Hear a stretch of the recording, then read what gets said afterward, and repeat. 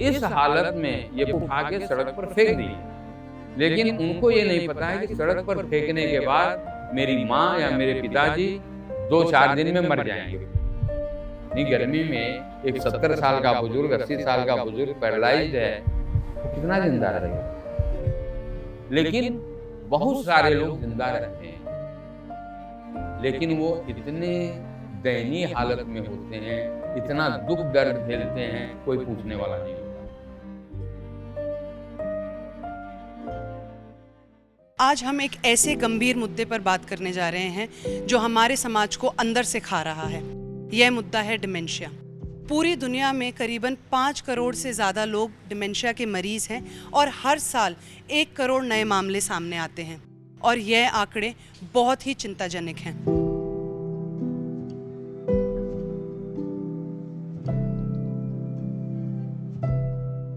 आपको यह जानकर हैरानी होगी कि दिल्ली जैसे शहर में जहां एक तरफ चमचमाती ज़िंदगी है, वहीं दूसरी तरफ अपने बूढ़े माँ बाप को डिमेंशिया होने पर उन्हीं के बच्चे उन्हें सड़क पर बेसहारा छोड़ देते हैं। स्नेह दिखाने की जगह उन्हें सड़क का रास्ता दिखा दिया जाता है।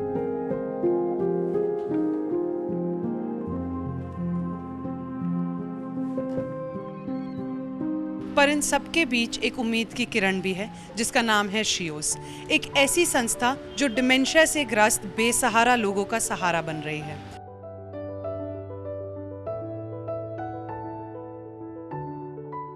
शियोस एक 30 साल पुरानी संस्था है जो दिल्ली एनसीआर और उत्तर प्रदेश में बेसहारा और बेघर डिमेंशिया से पीड़ित बुजुर्गों की मदद करती है। ये संस्था उन्हें रहने के लिए जगह और इलाज मुफ्त में उपलब्ध कराती है। इसके बारे में और जानते हैं डॉक्टर जीपी भगत से। लोगों से जब बात किया तो किसी ने बोला कि मेरा बेटा ही छोड़ गया, कोई बोला कि मेरा सर्वेंट से छोड़वा दिया। मतलब बहुत सारी ऐसी घटनाएं हुई। कई बार मारपीट करके उनको छोड़ा गया। उनको घर में भी बुजुर्गों को इतना तंग किया गया कि वो दुखी होकर के वो खुद घर से बाहर निकल गए। तो इतनी टार्चर उनको घरों में मिला, इतना उनके साथ दुर्व्यवहार किया गया, मारा पीटा गया कि वो तंग आकर के घर से निकल गए। मैं अपनी 1984 में यूएस की नौकरी को नहीं गया, ज्वाइन नहीं किया, और उसी समय डिसीजन लिया था कि मैं कोई सेवा का कार्य करूंगा।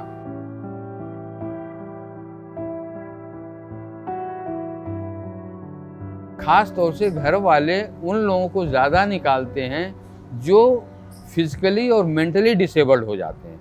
मेंटल डिसेबिलिटी तो ज़्यादातर घर के टार्चर की वजह से होती है, एंड जब माइंड काम नहीं करेगा तो वो ज़्यादातर लोग पैरालाइज हो जाते हैं, ओल्ड एज में गिर जाते हैं, फ्रैक्चर हो जाता है, बेड रिडन भी हो गए। तो ऐसे लोगों को निकाल करके बाहर छोड़ देते हैं। अब वो बेचारे भूखे मर जाते हैं। कोई देखा, उनको 2 रोटी दे दिया, कोई ब्रेड दे दिया, कोई कुछ दे दिया। और फिर चूँकि जो लोग पैरालाइज्ड हैं, जो चल फिर नहीं सकते, सबसे बड़ी प्रॉब्लम होती है वो टॉयलेट बाथरूम कहाँ जाएंगे करने, तो अपने कपड़ों को ही गंदा कर देते हैं। उस हालात में क्या होता है कि उनको तमाम तरह की बीमारियां हो जाती हैं। सबसे पहली जो बीमारी होती है वो उनके अंग सड़ने लगते हैं, क्योंकि वो गिर गए, खरोंच आ गया, मक्खियाँ बैठी, अब वो धीरे धीरे सड़ने लगा। तो हमारे पास 75% जो लोग हैं वो कीड़े पड़े हुए लोग हैं। जब हमारी टीम जाती है, उनको उठाती है, इतनी बदबू आती है, उनका हाथ सड़ा है, पैर सड़ा है, लाखों करोड़ों कीड़े उनके हाथ में। अंदर जब हम लोग कीड़ों को मारते हैं तो सिर्फ हड्डी और नसें दिखाई देती हैं, मांस सारा खा चुके होते हैं। ऐसे हालात में हम लोग बहुत लोगों को उठाते हैं।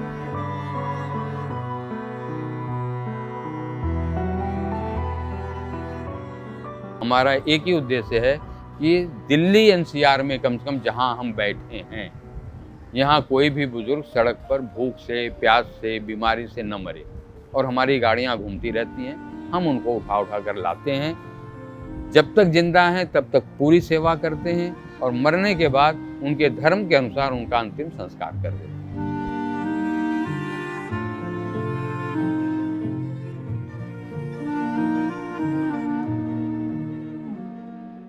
केयर गिवर्स को इन पेशेंट्स के साथ किन चैलेंजेस को फेस करना पड़ता है, आइए जानते हैं। बहुत होते हैं उनके, वो वॉशरूम कर देते हैं पैंट में, उनको चेंज करना पड़ता है, उनको नहलाना पड़ता है, ब्रश करवाना पड़ता है उनको, उनके साथ घूमना पड़ता है इधर उधर, पानी पिलाना पड़ता है टाइम टाइम में उन लोगों को, यही सब है। अब कोई गुस्सा भी करता है, कोई अगर किसी से चाय को कहो तो मार भी देता है। सारे काम है संभालने पड़ते हैं। तो आप कैसे डील करते हो जब कोई मार रहा है या गुस्सा कर रहा है? प्यार से कर लेते हैं। प्यार से कर लेते हो। और मतलब ये लोग कई बारी भूल भी जाते होंगे कोई चीज़, कोई हाँ। काम करना, कोई एक्टिविटी, तो उस टाइम आप लोग कैसे उन्हें याद दिलाते हो? सब खाने के टाइम खाने पर बुलाने के लगाते हैं पड़ते हैं, चाय के टाइम चाय पर सबको बुलाना पड़ता है, अपना आप कोई नहीं आता। बस ये है कि अपनी चीज़ों को एक्सप्लेन नहीं कर पाते हैं कि उन्हें क्या प्रॉब्लम्स हो रही हैं या क्या दिक्कत है। डिमेंशिया के जो पेशेंट हैं, जो साइकिट्री के पेशेंट हैं, उनको यही नहीं पता है कि हम हैं क्या चीज़, उनको समझना बड़ा मुश्किल पड़ जाती है सर। तो देख करके उनके सिम्टम्स देख करके उनको उपचार देते हैं, उपचार दे करके धीरे धीरे धीरे धीरे वो लाइन पर फिर आ जाते हैं। हम तेजी से नहीं बोल सकते, उससे प्यार से बोलते हैं बहुत, और प्यार से बहुत जल्दी ठीक होता है ये मरीज, गुस्से से नहीं। मैंने देखा है बीमारी है, ऐसी बीमारी है कि इसमें आजीवन दवाई चलती है।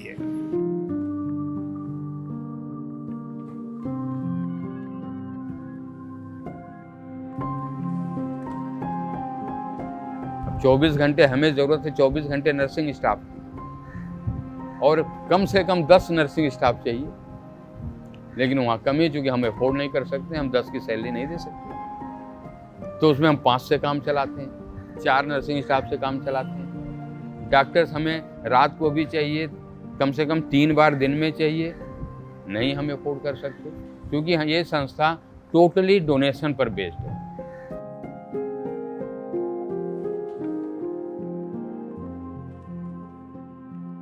अब हम तो सारे कम से कम 10,000 लोगों को, तो आज भी हमारे पास 600 के करीब लोग हैं, तो हम लोग तो कर ही रहे हैं डील।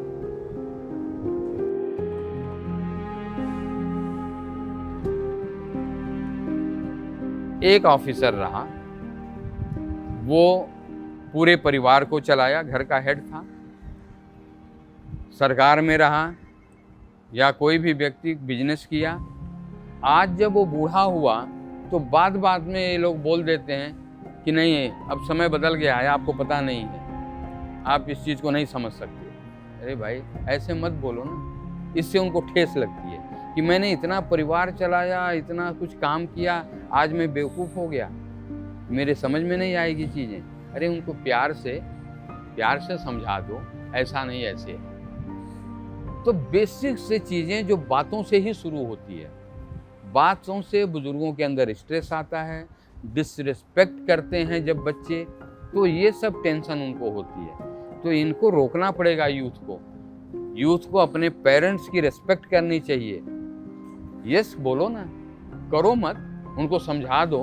वो नहीं चाहते कि तुरंत आप जो कहें वो कर लीजिए, but immediate you don't say no, say yes I will see, ताकि उनको लगे कि मैंने बेटे को बोला है तो वो करेगा।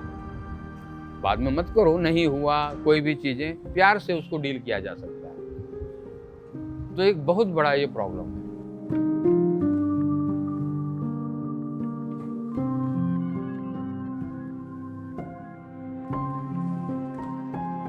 मेरे पास ऐसे पेशेंट आए हैं जिनका हेमोग्लोबिन 3.4, 2.9, 3.9, जिस पर कि आदमी जिंदा नहीं रहता।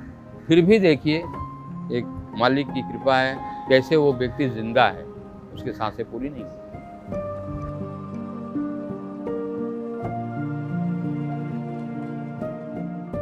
आप नहीं बचपन में जो है कितना कुछ तंग करते हैं बच्चे। अब माँ बाप जो है 5 साल 6 साल बच्चों से हर चीज़ कभी डांटता है, और वो 6 महीने साल भर 2 साल के मेहमान होते हैं, जब ऐसी हालत में होती है तो वो टॉलरेट नहीं होता और निकाल के घर से बाहर कर देते।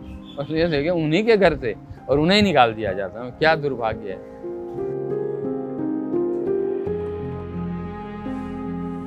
इन्होंने परिवार को आगे बढ़ाया, समाज को आगे बढ़ाया, देश को आगे बढ़ाया। आज इनको आप सबकी ज़रूरत है। अगर लोग इन्हें नहीं देखेंगे, और हमारी संस्कृति यही रही है कि मातृदेवो भव, पितृदेवो भव, और आज उनको उठा के सड़क पर फेंकना, ये ठीक नहीं है। सब लोग कोशिश करें बुजुर्गों से, कुछ नहीं कर सकते तो प्यार से 2 शब्द बोल सकें।